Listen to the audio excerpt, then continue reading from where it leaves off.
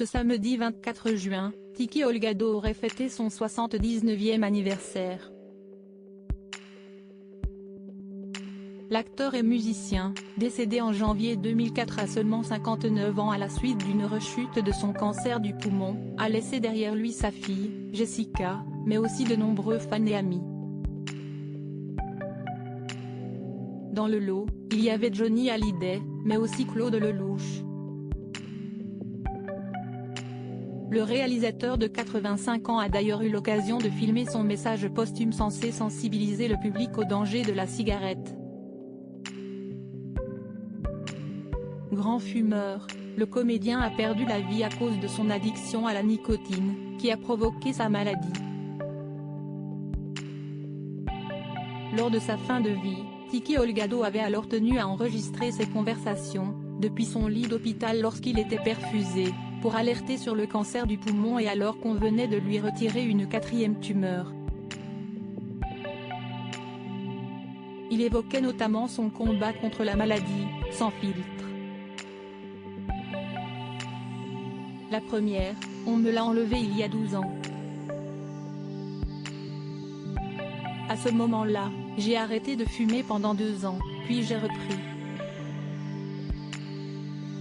Depuis, j'ai complètement arrêté, lançait-il, avant d'ajouter fermement, il faut dire aux gens qu'il faut complètement arrêter de fumer. Un message criant de vérité et très fort symboliquement puisqu'il venait d'un fumeur qui semblait regretter ses mauvaises habitudes. Supérieur à Laetitia Hallyday, Jean Dujardin, Caroline Margeridon.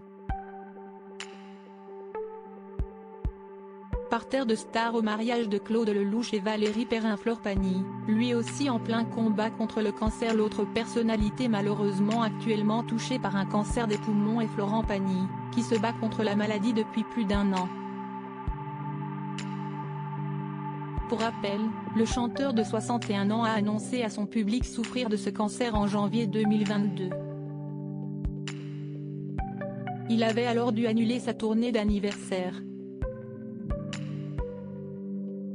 En mars dernier, l'artiste expliquait vivre une récidive de la maladie, dans le cadre de l'émission 7 à 8 diffusée sur TF1.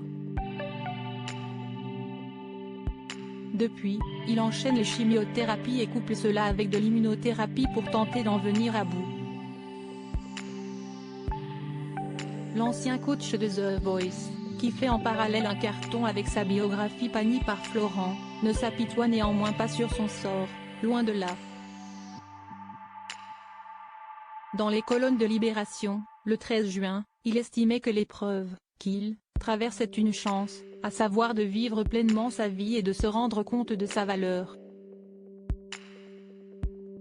Article écrit avec la collaboration de 6 médias Crédit Photo, Rachid Bellac.